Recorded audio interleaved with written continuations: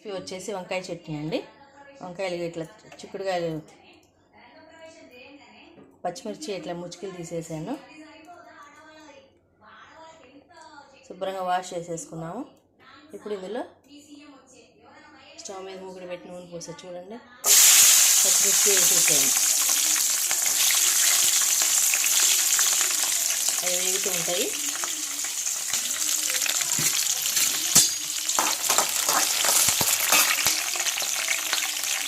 Hi అండి అందరికీ. అందరూ ఎలా ఉన్నారు? బాగున్నారా? ఇవాళ రెసిపీ వచ్చేసి వంకాయ చట్నీ చేస్తున్నాను అండి. ప్రిపేర్ చేస్తున్నాను, చూపిస్తామండి. ఇట్లా వేసేసుకోవాలి. వేగిన తర్వాత వంకాయ ముక్కలు కట్ చేసి పెట్టాను. ఈ వంకాయ ముక్కలు ఇందులో వేసేసుకున్నామండి.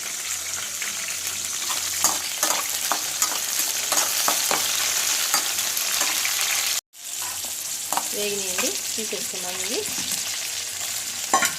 వంకాయ ముక్కలని ఇందులో వేసేసుకున్నాం.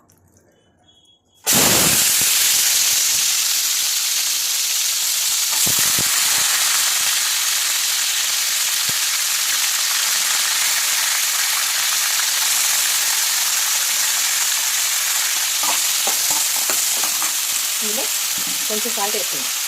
కొంచెం సాల్ట్ వేసుకుని ముక్కలని మంచిగా వేయలేదాకా ముక్కలు వేయలేదు.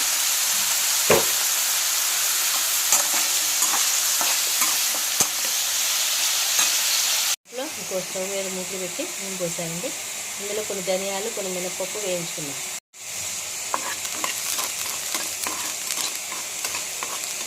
కొంచెం వేగనివ్వండి. వేగిన తర్వాత చట్నీలో తీసేసుకుందాం. ఇందులో కొంచెం జీలకర్ర వేసుకున్నామండి.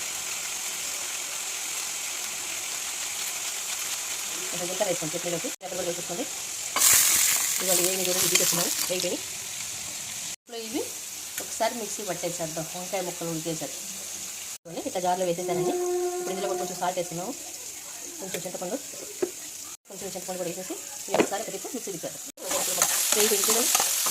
వీటి కొద్దిసేపు 5 నిమిషాలు చల్లారిన తర్వాత అప్పుడు మిక్సీ కూడా ఇలా మిక్సీ పట్టేసాను. ఇప్పుడు ఇందులో వంకాయ ముక్కలు కూడా వేసి మిక్సీ పట్టేసుకున్నాం. ఇదిగోండి ఇట్లా అయిపోయింది. రెడీ చేస్తాను వంకాయ చట్నీ. తాలింపు పెట్టుకుంటాను. ముగ్గురు పెట్టి ఆయిల్ పోసానండి. తాలింపు అయిపోయింది. తాలింపు ఇందులో పోసేసాను.